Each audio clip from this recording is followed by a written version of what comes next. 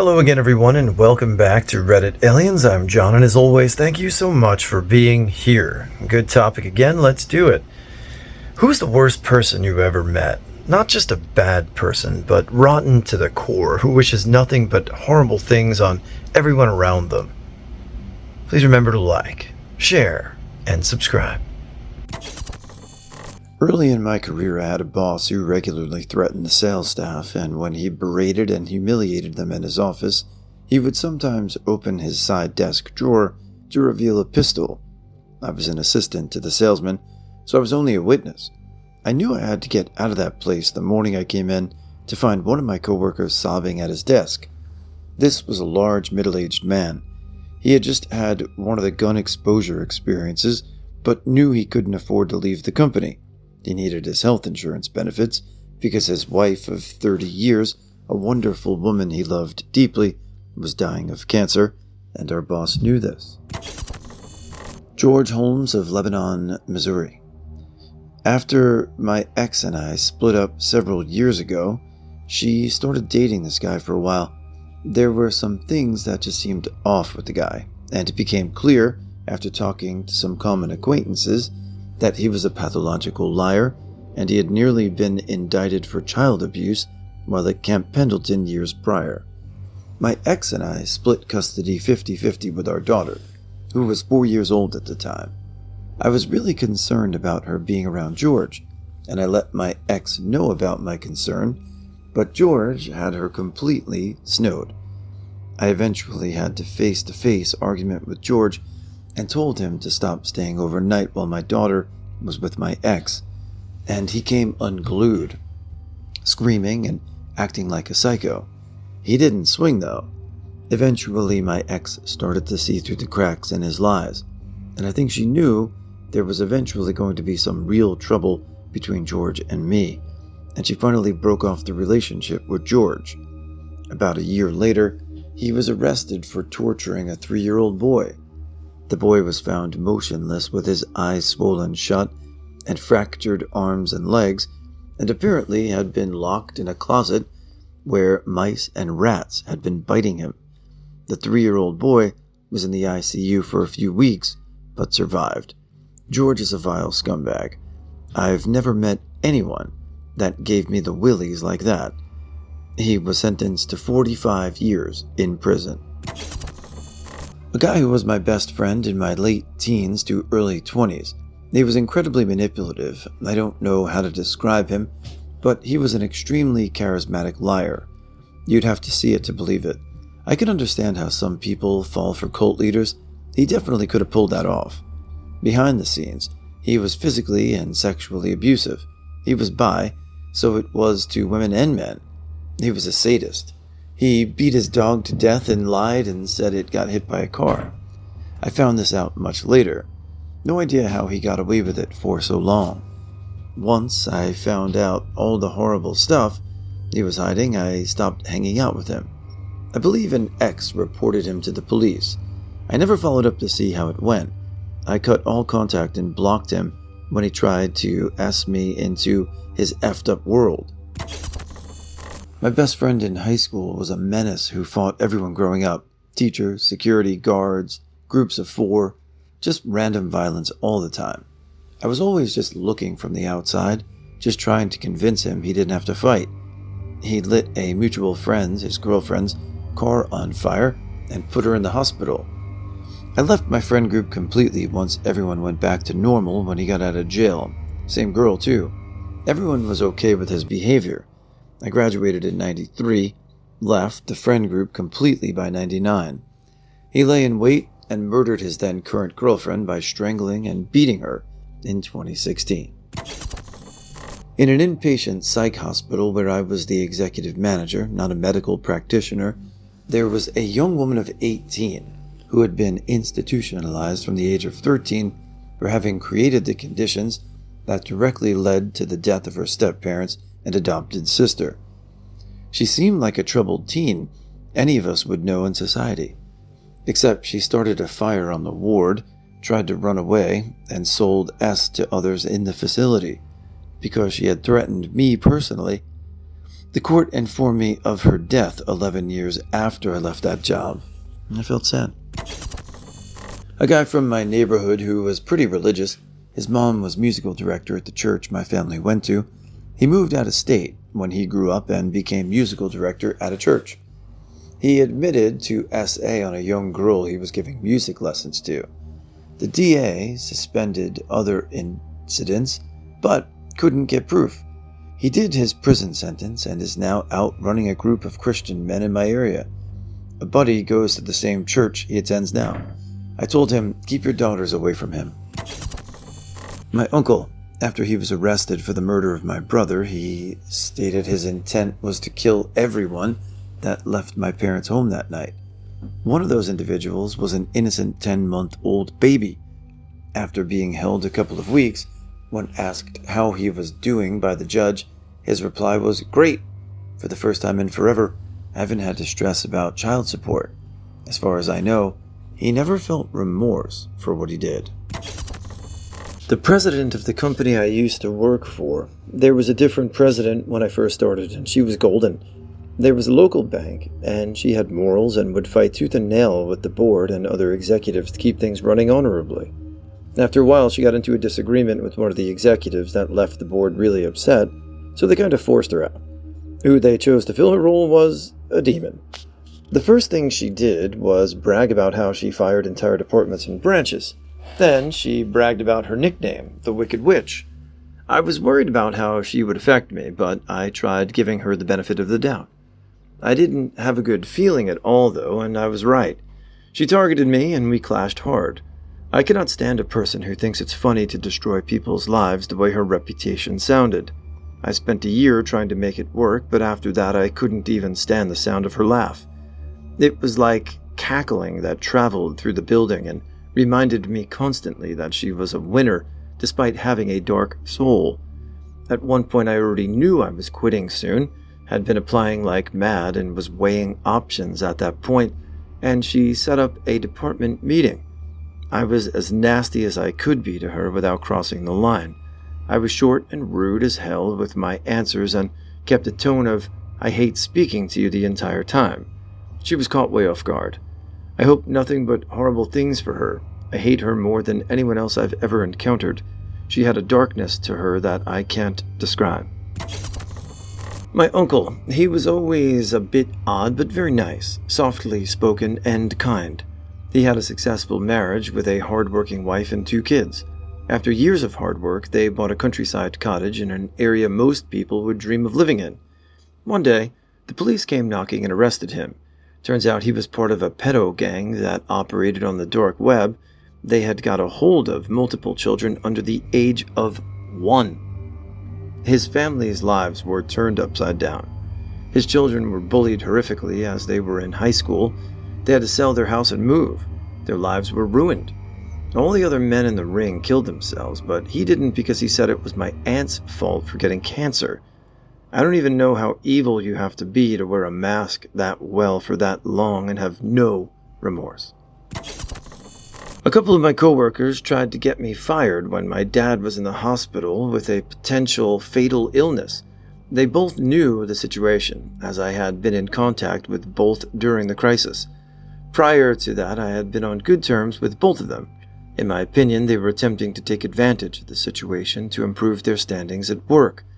Not only did I have to deal with being backstabbed while my dad was sick, I also had to endure a long investigation by HR. During this time, one of the coworkers posted potentially slanderous and borderline threatening comments directly at me on social media. Eventually, I was exonerated and one of the 2 quit, but the other is still a coworker. Years ago, I was hired at a new job, and one of the first people to welcome me, along with the entire group of new hires, was an older woman who had been with the company a while. She was super nice and welcoming. Let me know if you need anything, etc., and went so far as to give us all a pep talk with us younger new hires could really impact the company in a positive way, and that change was needed. She continued on like this for several months. Then she was promoted to supervisor. She became the meanest, snarkiest bitch in the entire office. She didn't have the time of day for anybody and did a literal 180 on all of her beliefs and how she treated people. On top of that, she was an awful administrator and generally disliked by her subordinates. On more than one occasion, she failed to complete her work, and when blame came from above, she readily threw someone else under the bus.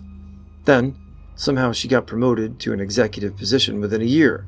Her ego totally exploded, and she seemed to make it her mission to micromanage every interaction that went or what not only between employees and customers, but also between employees.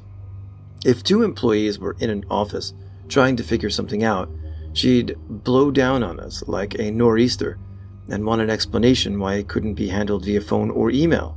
She would also demand that we do our jobs to her liking, rather than follow established protocol. A few years after her promotion, all 7 of us new hires had left the company.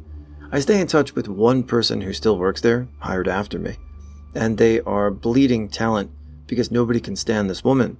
She truly was the epitome of letting one's position go to their head. Can I declare a 3-way tie? Had a school bully who was a complete monster. Beat me frequently, almost killed me on a school trip by trying to strangle me with a seatbelt. School backed him up because it was a shit school. He bragged about hurting animals and even threatened me with a knife once, amongst a lot of other stuff. When I was pulled out of that school due to my mother getting fed up, he found out where I lived and regularly showed up at our home with a gang. Threatened us, threatened to kill our dog. Police didn't do much because he wasn't an adult yet, so my mother drove to his house and had it out with his parents. He stopped after that. He's severely brain damaged now. Try to deal drugs while pretending to act as a carer in the community. Drives around and goes from house to house. Drug dealing in my country is mostly done by paramilitary groups, and they beat him and left him for dead. And I say good. He was a monster who made my school years hell. Enjoy eating through a tube and having to have carers wipe your arse for the rest of your life, Stephen. The dog you wanted to kill? Yeah. He lived till about 12 and then suffered heart failure. To this day, we still talk about how wonderful he was. Nobody will care about you when you die, except for me, who will piss on your grave. The other 2 were violent, abusive exes, almost 10 years apart. Goddamn, I sure know how to pick 'em, lol. Pure evil in both cases. My mother's first husband, I didn't even think for a second when I read that. He nearly beat my mother to death several times before I was even born. Threw her down a flight of stairs, so she broke her neck and then continued to beat her once. I only met him a few times as a kid because of my older half-sister, but there is one time that always sticks with me. I was sitting alone with him in his living room while my mother and sister were gathering some clothes, and he started telling me about the times when he drove trucks for the Red Cross in Bosnia and how they would have to run over babies because mothers would put babies in the street to stop them. He was smiling while telling me this, and I was maybe 12 years old. I knew a guy who basically attempted to date every girl in my friend circle in my early 20s. He kind of just embedded himself with our friends out of nowhere and tried to organize all their events and act like a leader. Super over-the-top nice, and tried this whole progressive, sex-positive image that was kind of a red flag for me. Anytime I or anyone questioned it, he would try to gaslight us and say we were intimidated. Also, he was constantly doing things like push-up contests and trying to outdo the other guys in the group, even though no one clearly gave a shit. He was just obsessed with making others look bad so he could seem good in front of women who clearly did not care. Once he told off my friend for giving 2 girls who were his literal neighbors a lift home, saying, "Buddy, don't you touch them, yeah? They've had enough to drink," while they tried to convince them to crash at his place an hour away. Ugh. One day he told me about this amazing romantic encounter he had the night before, which is why he was late to work. A few months later, this girl told me she went out one night, got blackout drunk, woke up on his couch, and he basically said, "The kitchen's there and you need the morning after pill," and bailed. I worked out she was the girl he was talking about, and she told me he was rushing to work and the timeline lined up. From that point, a lot of other stories of him locking girls in his rooms with him and not letting them leave, or him trying to barge into rooms where girls were passed out, and people having to block the door started emerging. Pretty soon he was gone. I'm pretty sure some people tried getting the police involved too. He knew exactly what he was doing and knew he had to bail when he got found out. Makes me think he did it to his friend circle before us and likely the ones after. My sister's friends when we were teenagers. Her name is Rachel, and she's an absolute human garbage. As a teenager, she didn't give a who she screwed over as long as it benefited her. She would lie, steal, and fight anyone who caught her out. Rachel would shoplift often with my sister. Once my sister caught Rachel shoplifting, but Rachel managed to escape, leaving my sister silent. Sometime later, it was Rachel who was caught, and she immediately dropped my sister's name. Rachel ended up dating and having a kid with a friend of mine. She was a terrible partner, an even worse parent, and her kid was feral. They thankfully broke up, and she was such a shitty parent that the courts awarded him full and sole custody, which is basically unheard of where I live. This was all 20 or so years ago. And once Rachel was out of the picture, her kid actually did pretty well for herself. Since then, she's been in and out of prison a few times, had more kids with more guys, many of them very shitty humans as well, but usually not as nasty as her, so she keeps losing custody of her kids. She was run out of town at one point when she tried to avoid another prison sentence by narking on every dealer she knew in town. The last I heard anything about her was in 2017, when the local police had a post on Facebook seeking her whereabouts for multiple warrants again. I assume they caught up with her and she's still inside, because I haven't heard a peep about her since. Two people, one recently and one 30 plus years ago. I do home optician visits for people who are unable to leave their homes without help, dementia, amputees, elderly with developmental challenges, etc. An older lady in her 60s, maybe 400 pounds, was unavailable to get out of bed and required full-time care. Despite the cold temperature, she was sweaty and nasty. She was also a full-fledged MAGA Facebook fascist who took great delight in spewing racist and transphobic shit out of her mouth the entire time we were there. She couldn't leave her bed, so all she did all day was look on Facebook, and she had very much gone down the very dark paths to the worst of the worst the internet had to offer. She spent a lot of time listening to well-known far-right internet personalities like Matt Walsh and Nick Fuentes. On her bookshelves, she had everything from Mein Kampf to books on Jewish global conspiracies. Here's the kicker. We aren't even in the USA. She had been bedbound and on Facebook and in a right-wing echo chamber for so long, she forgot she wasn't even in the same country. She's so glorified.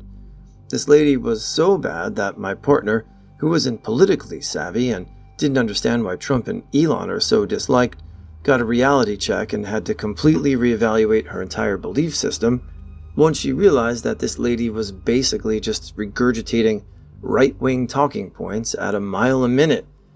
The last thing is the sheer joy she took in saying these things. The entire time she was grinning ear to ear as she tried to engage me in any conversation, just getting off on how uncomfortable she made absolutely everyone in the room. This malicious glee she got from saying what I believe she knew was pure evil hate is why I would consider her one of the most evil people I ever met. The other person was Newt Gingrich, who was a family friend when I was a kid. He would come over for meetings and barbecues with my stepdad. Even as a kid, I would get chills around him. Much like the lady above, he would say some really bigoted things out of thin air and would talk about how he wanted to hurt or harm certain groups of people. I was fairly young and don't remember details other than the fact that it got to the point I would make a conscious decision to never be in the same room. You know, it's interesting that these are very pointed and very direct people. A step-parent, a parent, a cousin, a family member, a former friend. Fine. You're entitled to your opinion. The group generalizations, stereotyping, and, you know, then you're getting into a gray area. Everyone's entitled to their opinion, right? Whether you agree with it or not, it still is that. So, God bless. And if you celebrate, have a happy Easter tomorrow. I'll be here with you. I had an online friend for a couple of years. We met doing an open mic night type deal, and from there we played all kinds of games together. He was a funny dude and I enjoyed his company. One day everyone in our Discord noticed that he hadn't said a word in over a week and we got concerned. One of his in-real-life buddies that was also in the chat went to check on him and his actual address. His girl answered the door and said it was a family emergency and that he wasn't home. Well, she was lying about that, because one of the people in the group thought to look through police records to see if he got arrested or something. He did, and the charge against him was for R-ing his stepkid. His girl bailed him out of jail, and he proceeded to send us all DMs with a sob story about how he's innocent and he's going to prove it and all that shit. Nobody bought it. We blocked him and moved on without him. My mother is a pretty horrible person. While she hasn't committed any crimes, her narcissistic behavior makes her difficult to deal with.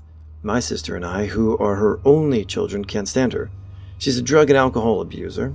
When we were kids, she chose a married man she was dating over myself and my sister and lost custody of us. She manipulates her own aging mother, who's a saint, my grandma, into feeling bad for her because her kids don't talk to her, etc. Me personally, my mom died when I was like 10 or 12, and the person she's been since then is a monster. She might have been a shitty person her entire life, but around 13 is when I actually saw it and had it affect myself and others I cared about. I met a serial killer once, but I didn't know it at the time. He signed in for lunch at a shelter where I worked for several days. A week later, the FBI and local police showed up with his picture, but he hadn't been there since. About a week later, they caught him. I don't know if that counts, though, because I didn't know at the time. I've also met a lot of child molesters, also while working in mental health, that I knew about. It's why they were there. That was never fun. By your criteria in the OP, though, wishing evil on everyone and being aware of it, I'd have to say either neo-Nazis I've encountered or G. Gordon Liddy, who did a book signing at a bookstore where I worked back in the 90s. The funny thing was, though I knew everything about Liddy, and he knew I knew and knew I was far on the other side, he was incredibly friendly and even charming, in a has no idea how fundamentally weird he is kind of way. I'm not saying I liked him, but if he avoided politics and you didn't know about him, you'd think he was just a friendly but stiff, really awkward human. You'd feel a little sorry for him. Years later, interviews with the soldiers who guarded Saddam Hussein before his execution brought back memories of him. Friendly as could be, they said. Asked about their families and remembered their names and what was going on in their lives, etc., and he would gas your village without blinking. Just to be extra clear, the reason I'd rate Nazis and Liddy worse than a bunch of ex-con short-eyed boils down to one criterion: the sheer number of people they'd hurt or kill if they had their way. If I had a button that would make any bunch disappear from the earth, I'd make pedos vanish because of the ripple effect of harm they do to children and the fact that there are so many of them. Whereas most neo-Nazis just talk a lot of trash but never actually do much.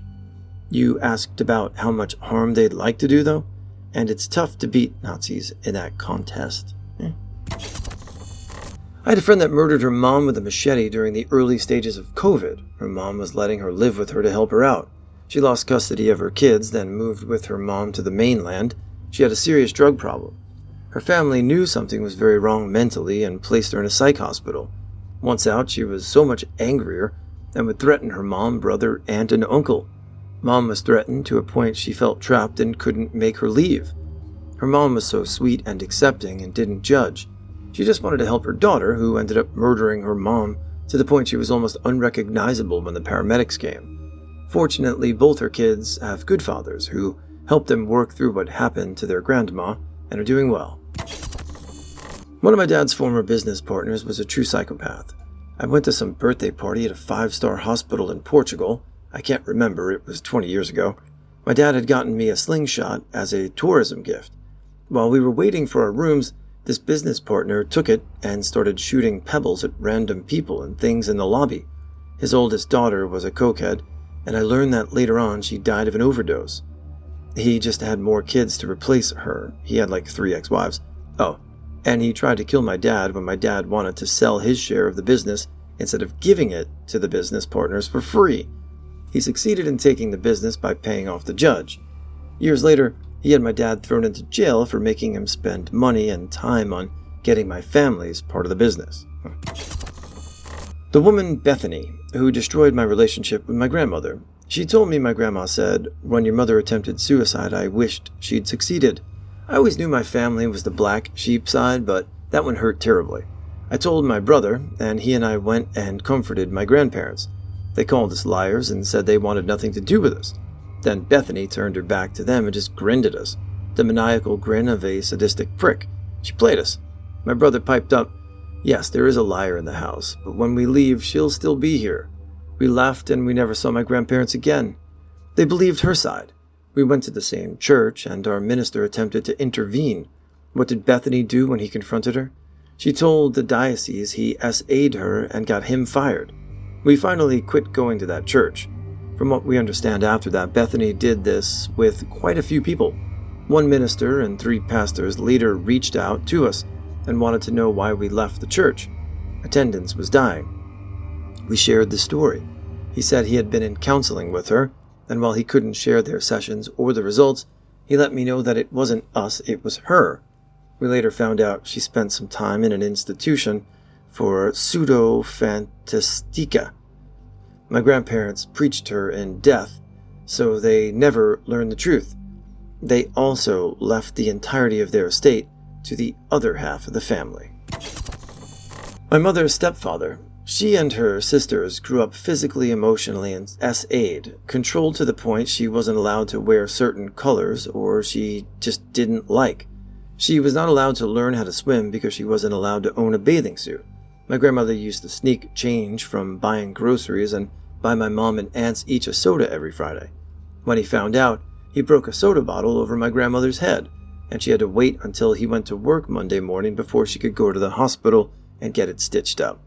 And they all were taught that they should be grateful for everything he did for them, because who else would marry a widow with 3 kids to take care of them? Mom snuck out of the house to go to her high school prom with the father and earned a black eye and 3 missing teeth when she came home. Eventually, she managed to escape and eloped with my dad and moved 3 states away. About 7 years later, he shows up on their doorstep and shoots my dad in the face, then drags him out to the driveway and shoots him 5 more times in the chest. Then he gets in his truck and drives 7 hours back home. He spent 1 night in a county lockup and was released because the police refused to prosecute a retired officer for a murder he couldn't have possibly committed from 3 states away. At least that 1 night was enough for Grandma to get out of that house and never look back. About 17 years ago, he died a slow, painful death from liver failure after a lifetime of alcoholism, and not a single person on this planet mourned his death or missed his presence.